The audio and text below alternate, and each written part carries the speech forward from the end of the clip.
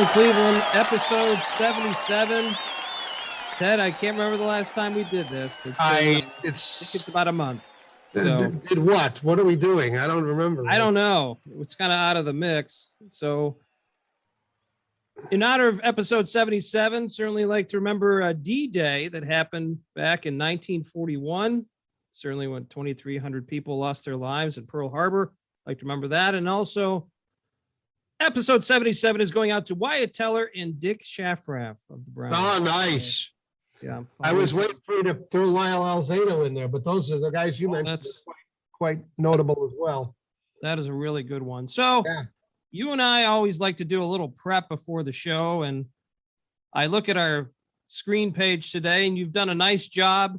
Topics, it says COVID, which I know is something we don't like to talk about a lot because everyone talks about it, but I guess you and I have to talk about COVID today. I think we do. Yeah. Yeah. That'd be why we weren't here did we miss one show or two? I don't even know. I think we missed a lot. Yeah. So, well, yeah, we both got COVID. I don't know how that happens because we don't, we actually are in each other's presence. What, once a week, once every 2 weeks, maybe? It's more like once every 2 weeks. Yeah. But the part that's really interesting is that you called me up. It was on a Tuesday. Yeah. And you go, I don't feel very well. I have COVID. And I said to you, well, that's coincidental because so do I. Yeah. So, yeah, that was, let's just say it's an interesting 10 days. I know I laid on the couch for 2 and felt utterly useless and then felt better after a while. The highlights during those 10 days of being in quarantine were watching 80 sporting events. Yes, 80. You heard me. 80. Wow. So that's what I got. But thanks to AON, she took care of me, made me food. So that was wonderful. And I just kind of hung out in our family room. How about your experience? I felt like I was in prison. Yeah. You know, I'm in the bedroom and I would call my wife on her cell phone and say, hey, you know, can I have some soup? Or, you know, I didn't have much of an appetite. She'd say, okay, you know, I'll send something up. And so a few minutes later, knock at the door and one of my children would say, room service. And that'd be it. And they'd leave. And then I'd go open the door and pick up on the floor, whatever she'd made.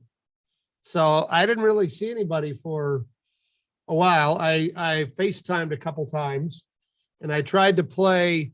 You can play the Xbox through your phone somehow. I saw this. Yeah, we tried to do that. I think I was too far away because it didn't work. Oh, okay. But, so that was my experience. I got lost in Facebook videos on a daily basis. You know, you watch one and then it's like, oh, this one looks interesting. I watched so many highlights of Gordon Ramsay yelling at restaurant owners. I have my fill of that. So, yeah. Well, I'm glad you're on the mend. I'm feeling better as well. And obviously, as many people know, it's not something you could avoid. Let's be honest. No, it's You know, I mean, I don't know how Aowen didn't get it at your house. Everybody at our house got it. Our kids had no symptoms. My wife didn't have it as bad as I did, I don't think, but you know, she wasn't feeling great. So I just don't understand the whole thing because the weekend before I had the opportunity to go to Cincinnati, who's one of the 4 teams in the college football playoff. That's exciting. So I watched one of their games with friends and Aowen and her son. And of the 8 people that went to the football game, I'm the only one that got COVID. Awesome. So, there you go. Lucky. There you go. You're lucky. All right. Well, so enough about COVID. We're just so that's where we've been. We're on the mend. We're back. And coming up on this week's show, more good news, not just about us, but this is good news about a football team that made it to the championship game. This is a very unique team, and we're going to explain what that means. Steve Muehlhausen is ready to get in the ring and talk some wrestling news. Ken is ready with another You Can Really Buy This. In Klopp's Klips, a man used an interesting method to try and rid a house of a snake infestation with, shall we say, less than stellar results.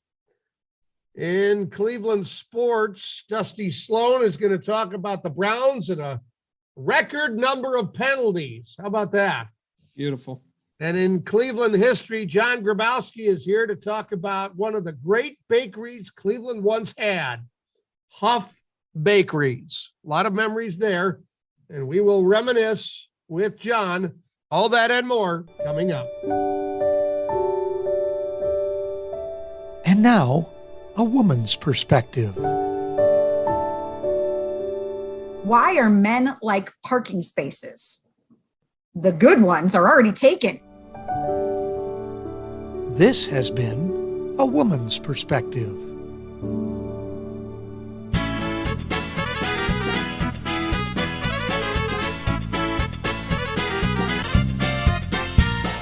Time for another bit of Cleveland history, and our Cleveland historian, John Grabowski, has joined us, and we decided that we'd talk about Hough Bakeries this time, John.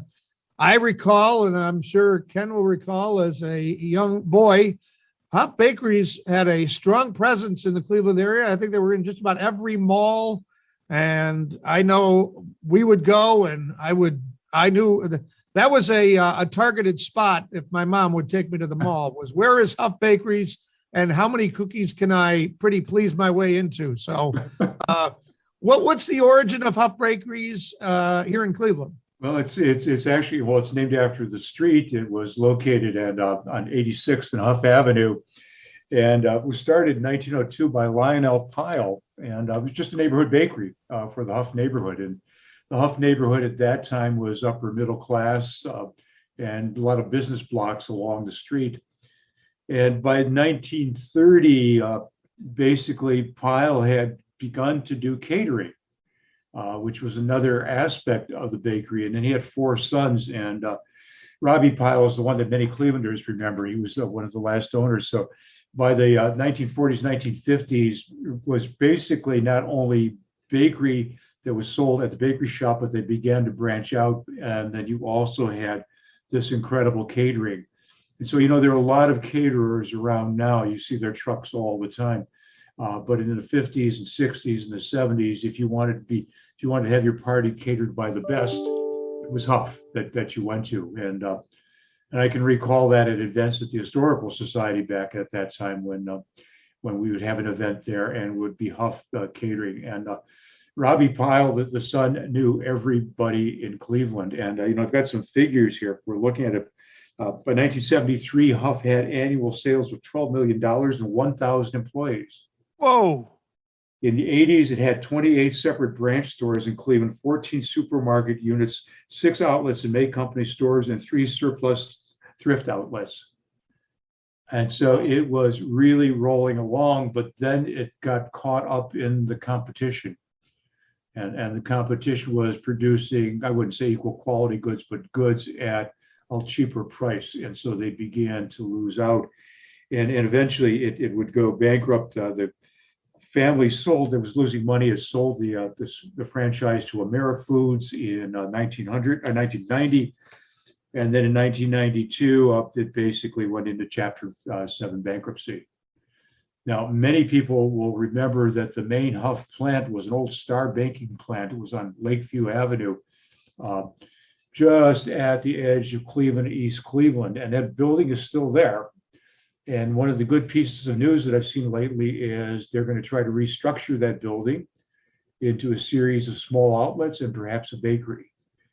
So it's, and actually the recipes have been sold to, oh gosh, who's the recipe? I think Kraft General Foods holds the rights to Huff Bakery recipes. And so you'll begin to see some of this stuff pop up again, not made by Huff, but made by Kraft General Foods. So it's like Euclid Beach popcorn balls. Yes. Here, even though the beach is gone. Wow, that's really cool. John, my only question for you, what a great information, by the way. We really appreciate that. With Hough Bakeries, were they one of the first ones you talked about going into supermarkets? Were they kind of the first ones when it came to food items to kind of do a distribution? I don't know. And memory says that that's the ones that I saw there. But we're talking about the topic, so that's maybe where I'm going. But the link to the supermarket was really big, and what it was doing, of course, was as the city began to move out, as the central city emptied out, and people went to the suburbs. They were still keeping that clientele by having the business spread out into the regional supermarkets. Yep. Smart Now- move, but eventually they got undercut. Yep. Hey, John, one final question. Archie Garner. Are you familiar with that name? Yes, I've seen that. Yep. Mhm. Okay. Tell us a little bit about, he worked there. He was a pastry chef. And I know you said that the recipes have been sold, but I guess he has his own He has his bakery own- of sorts. He has his own. He carries it on. He was a Huff employee for years, and so people are going to buy from Archie now. Yeah, Archie Garner. Wow, So, that's cool. so that's another place that you can still go to enjoy some of those fine things that you may have enjoyed a few years Yeah. ago. It's I'm Archie. scrolling through the pictures here and my mouth is watering as we speak. Yeah, I know. Boy, wow. And I have the to- question is, he spent a lot of years working for Huff, so you don't have to wonder 1,000 employees, and where did they go? Yeah, right. Wow. That's Well, that's one outlet, Archie's Hough Bakery in Beechwood, Ohio. And there's a little history on one of the more tasty bakeries that used to be here in Cleveland, Hough Bakeries. And John, we thank you for your time. You're welcome. Yeah, I'm going to go and get a snack right now. Yeah.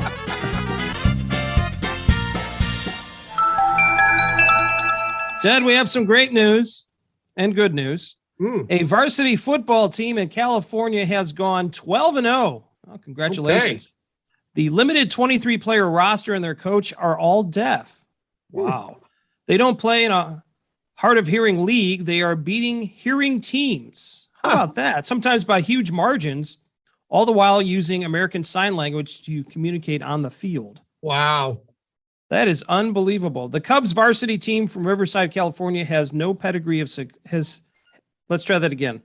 The Cubs varsity team from Riverside, California have no pedigree of success. They've lost every single game from the previous 7 seasons.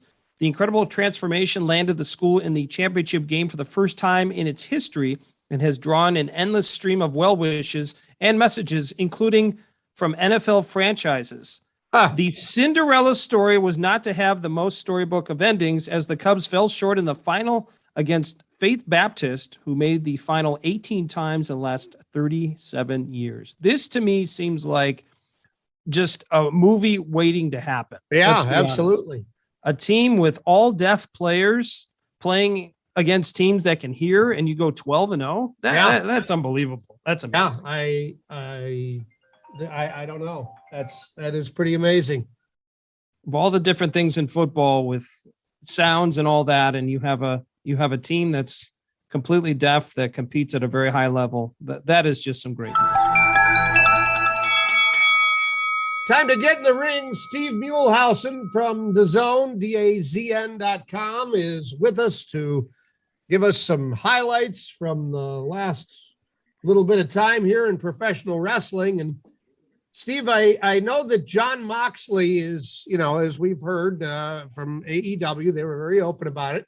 He went to them and said he needed to go to rehab.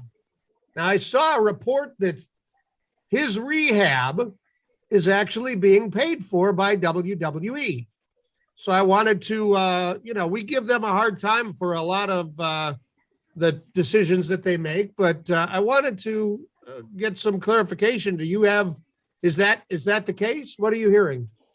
110% correct. And kudos, WWE gets a lot of flack, and more often than not, it is rightfully deserved. But the way they do these with when past or present talent need to go to rehab, I give them all the credit in the world because they're right on top of that. And they take that very seriously. Well, I commend them. The thing that's amazing to me is here's a guy who's under contract for the rival promotion, and didn't exactly leave WWE on the best of terms. I don't know that it was horrible, but he wasn't the most complimentary guy on the way out, but No. they're doing right by him. Even though I'm about halfway through his book, he trashes him pretty good in the book. Okay. And, I find it, the higher ups, not the talent in general. He loved the talent. But I think it also just shows how much, A, they take that stuff seriously. And I think, B, how much respect they have for him and they have for Renee. And that's a testament to the both of them, And so one thing I know Vince is always good about is he knows how to push that stuff off of this, especially for the bigger stars. The guys that, that have made him money, where he can put the personal stuff aside and the professional stuff aside, and you can just look at the overall person. Yeah. And he's always been very good about that. I commend Vince, we sandbag Vince, and rightfully so, 95% of the time.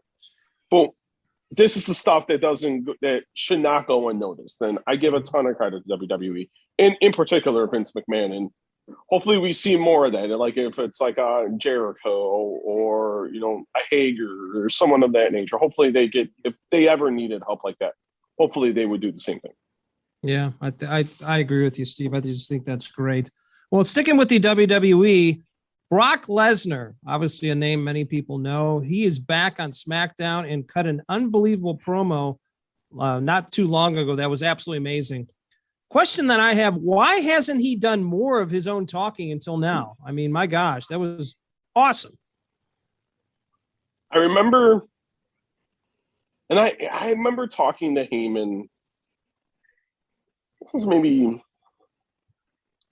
think it was around WrestleMania. This was 6. I'm trying to think when WrestleMania 31 was. 2015, when he first faced Roman Reigns. And I asked Paul that. And I had heard the story before, but I wanted to hear Paul say it. And he said, when Brock came back initially in 2012, Brock was cut a couple promos, and Brock just didn't feel comfortable. So Brock went to Vince. He's like, I want Heyman. Bring him back. And that's how it was, literally as simple as that. Because Brock's a soft-spoken guy. Like, towards the end of his UFC run, Brock, started doing more interviews, being more vocal about stuff. But it's different than when you're getting into wrestling. And he just didn't feel comfortable. He wanted Paul. And now that, and you could even see it towards the end of the last run he had. He was starting, the times he would talk, you could tell he was comfortable. And with this run, it just works out where Paul's aligned with Roman, and Brock's a babyface, and they're just letting him be Brock. Mm-hmm. When he says he doesn't know Sami Zayn's name, I'm half-hearted. I'm believing that. Yeah. Because Brock goes to Canada, or when he's in Minnesota, and he's a very secluded. Yeah. He doesn't like interacting with the world too much. And but he can cut a promo. Yeah. And the promos he's cut have been fantastic. He doesn't have to say much. He says enough. Yeah. He says enough. I know Paul does still help him out. Paul's like, in terms of delivery and how to go about saying the right things and whatnot. I know Paul's still helping him because I've talked to some people there, and that's what they told me. But he's having fun. This is all this is to him. This is now just him having fun. He doesn't need the money. He loves the money. Don't get me wrong. Yeah. I don't want anyone to misconstrue what I just said, but you can tell he's having the time of his life. He's having a great time. He's working with people he tremendously respects. He respects the hell out of Roman Reigns. Him and Paul Heyman are best friends. So it's like when you get to work with your buddy, you get to work with someone you truly, truly respect, and someone, he's your rival, but at the end of the day, they still have a very good, friendly, and cordial relationship. So he's cutting great promos, and Reigns is cutting great promos. Paul's cutting great promos. I have to say, it's the best thing WWE's had in a long time, and it's after what I watched last night. So I'm looking forward to Friday nights more often than not. So Well, It's great work so far by Brock Lesnar. one late breaking story that we want to just see if there's anything new on happened over the weekend. Jeff Hardy walked out on a match at a house show. You hearing anything about what the deal is there? I see that WWE sent him home. And any more insight in there before we get to our wrestling rewind? I saw what happened when I got back into my room late Saturday night, early Sunday morning. I sent a couple messages when I was at the Las Vegas airport on Sunday morning. Some people there did get back to me saying what you guys said. They sent him home. He didn't look to be in the right frame of mind. And he went through with the match, and then he skedaddled. So as of right now, he's at home. They sent him home. That is correct. The only other thing I know, and I sent the message this morning, because I asked, is he going to be on SmackDown? And they didn't know. Okay. So right now and then I followed up with, is he suspended? And they said no. So I don't know. He's in a program right now with Corbin and Moss. So I think Friday night, I imagine more will come out, but as of 11:45 Eastern, 10:45 Central, he is in North Carolina. He's at home. He's with his family. He's not suspended, and it's unclear if he's going to be at SmackDown. But he's had issues in the past, substance abuse issues, alcohol issues. And you guys notice just from what you guys do as well outside of this that, it's a minute by minute, an hour by hour, a day by day, when you're dealing with substance abuse, and alcohol abuse. And he's trying his hardest. This isn't, I don't compare this to and I've seen some people compare it to Jake Roberts and Scott Hall, and I think it's completely different.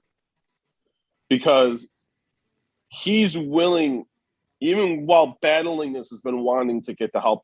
Where Jake and Scott for the longest time refused to admit they really, truly needed help. He's trying to figure it out. And I hope he does figure it out for the sake, because he's got kids. You guys got kids. I'm a father as well. And, and we're all married. And take out the wrestling stuff. That's just whatever, at this stage, more about being right and working through your demons and taking it minute by minute, day by day, and hour by hour. And hopefully he's doing that. And hopefully he's going to be okay. Because at the end of the day, there's many more important things than our jobs. Sure. Yeah. Yep. All right. If you're not good personally and if you're not good mentally, and everything, you have to take care of that first before you can worry about anything else. So hopefully Jeff's going to be okay. Yeah. All right. Well, let's hit our wrestling rewind now. November 26th, 1987. Steve, does that ring any bells for you? Starrcade. Well, not exactly. That's the first ever Survivor Series, which happened right down the road here before Cleveland got Gund Arena. We had the Coliseum, 21,000 plus people in attendance for the first ever Survivor Series. Saw a tag team Survivor Series match, a ladies Survivor Series match, and two singles men's Survivor Series match. And the big selling point was the first in-ring meeting between Hulk Hogan and Andre the Giant since WrestleMania 3. And Hogan, I think, got disqualified or counted out or something. He didn't get pinned, but he wound up eliminated. And Andre was the sole survivor. So they put Andre over. And then, of course, Hulk came back out and attacked, and Hogan must pose. So he did. But that was quite a night. Do you recall that card? Do you have any thoughts on that? Before we go there, did you guys go to that Survivor Series? I did not, but I'll tell you, I made darn sure I got my parents to buy the pay-per-view, and I had my VCR set and we recorded because we were going to be home. And I was just like, hit that record button. We're getting this. Oh man, was I excited. Did it record right, Ted? Mm-hmm. Awesome. Absolutely. Fantastic. Ken, I'm glad to hear did you see that? I saw it. I didn't see it live. I saw it later, but no, I do remember watching that. Okay. So. What was it called? The Richfield Coliseum? Richfield Coliseum. Yeah. Richfield Coliseum. That is sad that I know that. Yeah. We know that, guys. Yeah. It's sad that we know that. We truly, you know what the weird thing was a couple weeks ago when I was in Las Vegas for a boxing fight, and I watched during because I had some good amount of downtime that weekend, the week I was there, and I started watching old Survivor Series, and I watched that one. Yeah. Wow. Just because I'm like, you know what? I didn't remember. I'd watched it so long ago when I was a kid. Like you guys, I got it when the VHS came out, and I hit the Blockbuster video, and I was that kid. And that was something. You know, the word then, it was just literally, I'm not afraid to say it, it was a three-ring circus. Oh, yeah. And everyone ate it up. And as did I. It brought me back to being a little kid. And it's a fun show. It's a fun watch. You know, I know WWE gets crapped on, and that is what it is. But back at that time, no one knew better. Right. It was just a fun watch. Yeah. And that's what it was. Even 34 years later, it was still a fun watch. And were you guys the kids that had like the wrestling figures and the little ring and everything? Oh yeah. 100%. Oh yeah. Yep. Oh, absolutely. Yep. I think my mom still has those figurines. So yeah. My mom threw them out when I was like 17. My parents didn't like it that I kept taking the figure and pulling them into the rope and slinging them, you know, shooting them out if they go flying. Don't do that. But yeah. Well, Steve, if folks want to follow you, how would they, where can they find you? You can find me on Twitter and Instagram. I'm getting more into this Instagram nonsense, and it's actually kind of working. So you can find me on there at S Muehlhausen JR. That's SMUEHLHAUSCN JR. But the zones made me kind of nudged me to want me to use it a little more. So I use it a little more. I'm not still on it like every day, but when I'm at shows and events, I make sure I use it. I don't check it often. I just don't find the need for it, but I'm mainly on Twitter pretty often throughout the day. I'm off till Thursday, so this has been great. I've been off since Sunday, so this is actually kind of fabulous. Oh, good for you. So, well, actually, I take that back. Monday morning, because I had to work Sunday night. I take that back. So, but I'll have some stuff this week. Really nothing going on the wrestling front, so I'm not really going to. AEW's got a big show this weekend, Wednesday. I'm looking forward to that. That big show in Long Island. I think that's going to be, they're going to have over about 9,500 people, where WWE struggled to get like 4,500. So I think that's going to be a big show for AEW. I'm really looking forward to that show on Wednesday, and we can see what happens with Brock Lesnar and Roman Reigns. Brock Lesnar's back on Friday, so that should be some fun. And I think we got a good week coming up here in wrestling. And I think in NXT that I think is going to be very interesting tonight.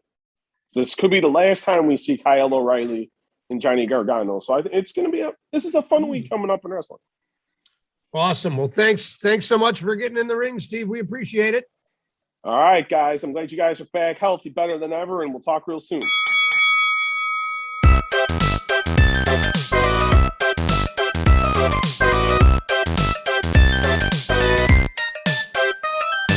Ted, one of your favorite segments. You can really buy this. We've had some great items in the past. A box of nothing, which has been wrapped up for you. And also some amazing places that you could take your wife for a very romantic. I need evening. something for Christmas. Do you have something Christmas related? Well, this is what I've done. I could not basically narrow things down to one item. So I'm going to give you something called Christmas Gold, where I have multiple items that you can buy that I think some of it you would have an interest with. And I'm just going to read them off. And if you want to find out more, you know the sites to go on to find them. Yeah. So let's start Right. off with an item that I think would be great. This fits in for what you guys do with your family. I know you like blow-ups. It's a giant inflatable bottle of ranch dressing that you put in the front of your house. I think that would be awesome. Oh, A wine bottle stopper that looks like a mouse. That's another option for you. okay. A Christmas sweater, which I know is a fan favorite for many different people. We've done that at our house before. But this is a sweater of a hairy Santa body. I thought it would be a little Harry bit different. Santa body. Yep. I don't know if you could wear that to church, but it kind of be cool at home. Knowing that you're a Star Wars fan, a Death Star tree topper, which would be kind of cool. I know you like that. Yeah. I also found that you can buy a snowman bong. So that's an option. I know that's something you like to do very often. Oh, yeah. A baseball hat with a chalkboard on it. That's another option for you. A mug that I know I can give to many different people. A mug that says, I'm a douche. That's also an option. A butt towel. It's literally a towel with a butt on it. I know that's a fan favorite for some. A prank pregnancy test. That's always a nice gift. Okay. A lot of bacon items this year. We're loaded up with bacon items. We can get a bacon lollipop. Baconaise. Do you know what Baconaise is? No. Bacon mayonnaise. Bacon sunscreen is also another option for you. So Oh. if you like bacon, you have many different options this year for Christmas. Okay. I was thinking about giving you the Chewbacca seatbelt cover. I thought you would enjoy that. Okay. And if that doesn't do it for you, caffeinated marshmallows. That always seems like a nice idea. I know that would work well with both of our kids. That would be outstanding. A 26-pound gummy bear. Okay. That'd be kind of fun. A Titanic gravy boat. That'd be interesting. A Yeah. Star Wars lightsaber keys.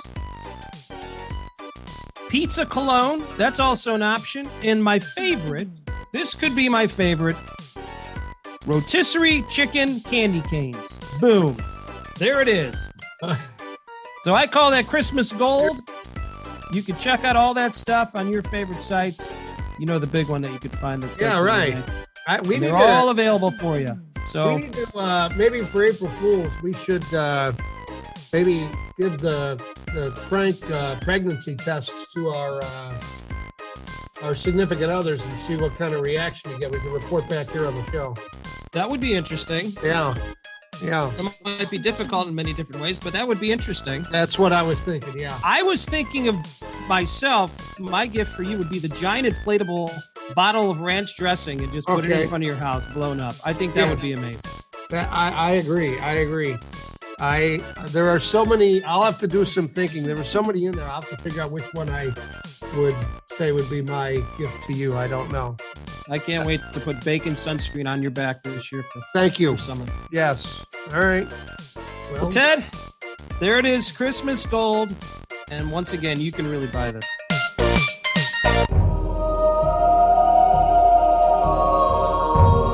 and time for another overachiever. Staying with the Christmas theme, Tim Gay of LaGrangeville, New York, and his family, they go all out on their Christmas light display each year. 2012, the family set a Guinness World Record, the most lights on a residential property, with 346,283. They topped it 2 years later with 601,736. That is until now. Wow. Tim Gay says this year's display features 687,000 lights. Oh my gosh. The display does also serve as a fundraiser for local charities, including the Union Vale Fire Department's Community Fund. Family hoping to raise $500,000 for them this year. Wow, that's great. That's cool that they do it as a fundraiser. But what do you think the electric bill is? I mean, Well, that would be- I think you probably have to have a different, some extra electricity run to your house. And then the question that I would have is, I hope the strands aren't too long because you have one bulb goes out. Oh my God, I have to go through all 687,000 to find the bad one. What if you're like the next door neighbor? I mean, this would be like Christmas Vacation where the light just shines directly into your window Yeah. all day and night. And it's like you're, living in Alaska where it's daylight all the time. You need some of those, the blinds that are, oh yeah. really thick ones. Yep. Yeah. The blackout shades. Blackout. Yeah, that's it. That's what it is. Holy cow. All right. Well, there's it's a little Christmas lighting and another overachievement.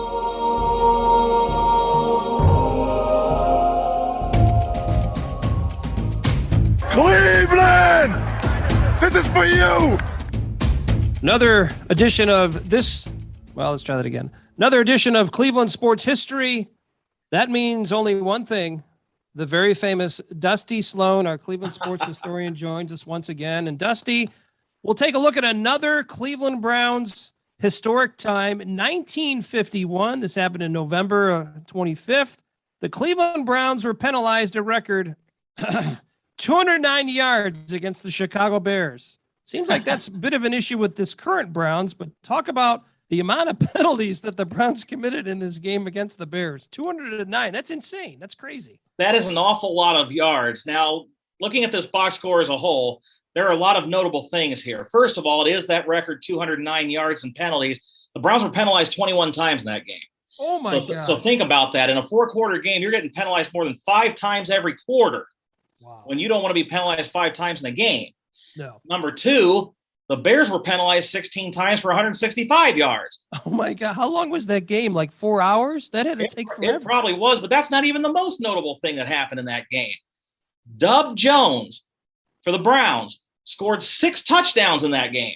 6 touchdowns. Oh, he ran the ball to 9 times for 116 yards and 4 touchdowns and caught 3 passes for another 80 yards and 2 more touchdowns. So you've got all these things going on. And by the way, even though we had 21 penalties for over 200 yards, we beat the Bears at home 42-21 that day to improve to 8-1. So obviously there was a lot of good, and I'm sure Paul Brown didn't like a lot of the bad either. Well, Dusty, I guess the first question that comes around, and obviously there's been a lot of controversy now with officiating just because of all the different things you can see, and we have instant replay and all that time. But at that time, you have a lot of human error. I mean, they obviously were calling this game by the book. If it's holding, they call holding. If it's offsides, it's offsides. Obviously, the officials weren't turning their heads at all. And the other thing is, you're playing around Thanksgiving. This was a game on November 25th. I can't imagine that the weather was all that great that day. So the referees you would think would want to be getting out of there, but nope, they just kept throwing the flags. That's crazy. Unbelievable. I imagine after that game, not only did the players have to ice themselves down, I think the officials probably did have to as well. So that's Those a lot right of fun. arms were awfully sore after that for the quarterbacks and the refs. Oh my.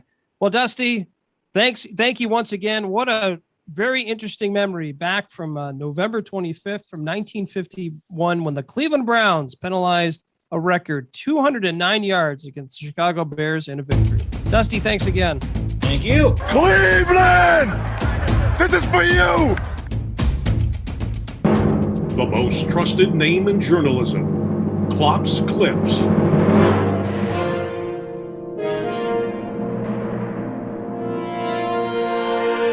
Ken, here we go with the news you need but probably haven't heard.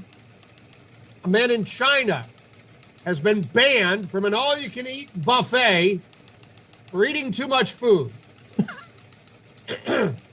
Oh, boy. The guy live streams his eating expeditions and made 2 visits to the Handadi Seafood Barbecue Buffet. One meal saw him eat 3 pounds of pork. Oh, my God. A return visit had him consuming 8 pounds of prawns. Oh, As a result, the owners have banned him.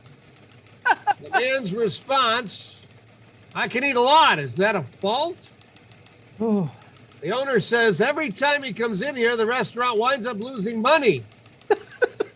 They say when he drinks soy milk, he can drink 20 or 30 bottles. When he eats the pork trotters, he consumes the whole tray of them. Oh. And as for the prawns, usually people use tongs to pick them up. He uses a tray to take them all. Oh my gosh. Well, I guess we'll have to check this out. It's a live stream, man. We'll have to check this out. I don't have his username, but yeah. Holy cow. It's all you can eat as long as you don't eat too much, apparently. Losing money. 20 to 30 bottles of soy milk. Oh. 8 pounds of prawns. A library in Idaho recently received an overdue book. This book was way overdue, 110 years overdue. Oh, The New Chronicles of Rebecca by Kate Wiggin was published in 1907, checked out of the library on November 8th, 1911. The fine listed on the book states that the charge would be 2 cents a day for each day overdue. That'd be a lot of money now, except that the library did away with fines back in 2019. So, how no lucky. Fine. No fine, just a returned book. An Indian man who was declared dead after a motorcycle accident spent 7 hours in a mortuary freezer. The morning after the accident, the family was filling out paperwork for an autopsy when the man's sister-in-law saw him moving. Doctors and family members rushed to his side and determined that he was, in fact, alive. They immediately moved him out of the chilly setting, and he's now being treated for his injuries. The head of the hospital says the guy was examined several times and declared dead because they could not find a pulse. Wow. Well, I don't know if I'd want to go to that hospital. I'll leave it. A woman took to TikTok to say she caught her boyfriend cheating. She apparently did so after the couple synced their phones so they could compete to see who got in the most steps each day. Well, one night, the boyfriend said he was going to go to sleep, but then she noticed his step count continued to go up. A little further investigation later discovered that not only was he not asleep, but he'd gone to an adult club. When confronted, he initially refused to fess up, so the couple is no longer a couple. Oh, wow. That's not surprising. That's Yeah. interesting. Get your steps in. Yeah. All right, Ken, pay attention now. The PFC going to hold its first pay-per-view next month. What is the PFC? I'm sure that's the question on the tip of your tongue right there. Yeah. Well, the PFC is the Pillow Fight Championship. Oh, boy. The website is fightpfc.com. And there's a sign up if you want to be a fighter. So, sign up now. Promoting itself as the world's most exciting new combat sport, the website says PFC has quickly evolved into a very popular sports-based showcase, complete with all the strength, stamina, and strategic skills of the other more brutal combat sports, but with a massive amount of fun. CEO Steve Williams says the fighters don't like to get hurt, and there's a lot of people who don't want to see the blood. They want to see good competition. They just don't want to see the violence. The event, by the way, January 29th, 2022 in Florida. Do you think our fight guy, Steve Muehlhausen, will cover that? We should. That'll be one of the things. I think he should. Will you I be don't know signing about up that. to be a participant in the Pillow Fight Championship? I don't know if I'll participate or watch. I'm not sure. We'll see. Okay. Are you into All right. pillow fighting? Is that one of your favorite things? Not. I don't think my marriage would last much longer if that was. I don't think my wife. There's some things my wife finds. We have the same level of humor on. That's not one of them. I understand that. What would Aowen's reaction be? Is pillow fighting? Is that something? Has that I think occurred? the answer would be something that Phil Collins talked about before. No No reply. at No all. reply at all. Yep. Okay. Nothing. Well, a homeowner in Maryland was using smoke to try and get rid of a snake infestation. Unfortunately, it's believed that the heat source was too close to the combustible. It caused a fire in the walls and the ceiling area. By the time the firefighters arrived to put out the fire, the damage was about $1 million. Oh my. Nobody was hurt. People, that is. No word on the status of the snakes. Does your insurance cover that, you think? Well, that's a tough one. Negligence for smoking out snakes. I'm not sure that's a line item. That's a special policy, I think. Okay. Got to pay extra for that one. Okay. All right. Well, keep your smoke away from the snakes and the house. And we'll close up this week's collection of Klopp's Klips.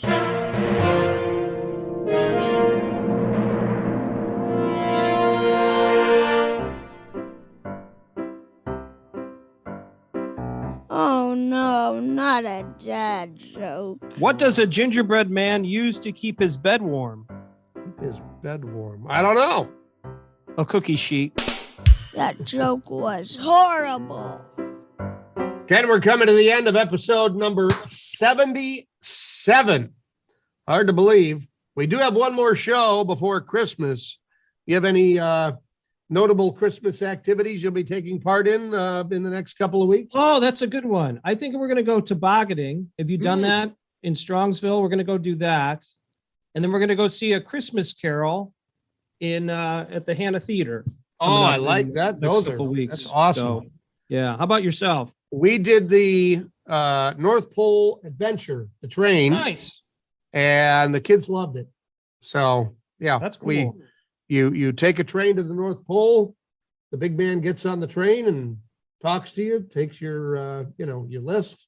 You make a letter while you're driving, and then he gets the list. And yeah. That's cool. Pretty cool. I like that. And they served cookies and hot cocoa on the way. Oh, that's awesome. Yeah. That's awesome. They've had that for a long time, have they? Yeah, not? they have. The highlight for me it's- was the conductor on the way back. They passed out a little pamphlet, and we were singing Christmas songs. Mm-hmm. We were singing the 12 Days of Christmas, and he couldn't get the numbers in the right order. Yeah, that was kind of. That's hilarious. We were a little amused by that. Well, that was not part of the payment. You weren't paying for Unintentional that. humor right there. Yeah, that's right. Well, next week on the show, we're going to talk about the local Cleveland music scene with some gentlemen from Jib Machine Records. Jib Machine Records. So that'll be interesting. We'll see what's in store for the local music scene in the new year. Yeah, I'm excited for that. That's something we've talked about for a while, Ted, just promoting more local groups and the local music scene being the home of the Rock and Roll Hall of Fame. We wanted to kind of get more pub for local bands, and we're going to be able to do that. And then coming up, we're not going to say too much, but coming up in the 2022, which I can't believe that's it, we're going to have some more local Cleveland stuff that we're really going to focus on. So I know we've, special thanks to John Grabowski and Dusty Sloan for talking about Cleveland things, but we want to try to make it more of a local show. So we're going to have some more Cleveland topics that we're going to talk about in 2022 and some great interviews. So I'm excited. Absolutely. All right. Well, we'll have one more show before the big man comes. So we'll make sure we're both on the nice list, not the naughty list. When you say the big man, are you talking about like William the Refrigerator Perry, or who are you talking about? Big Daddy. Big Daddy. Yeah. Boom. No, I'm talking about Saint Nick. Saint Nick. Santa Claus. Hopefully he's gotten through COVID. He's ready to rock and roll with all his reindeers and get things done. Ted, great to talk to you. It's been a month. Let's not do this again in another month, okay? Let's not go this long next time. Just want to remind everybody, we're just two middle-aged men in Cleveland. Two Middle-Aged Men in Cleveland is sponsored by Anchor.fm. Everything you need to make a podcast in one place. And by Westminster AV. Custom audio-visual packages for all occasions.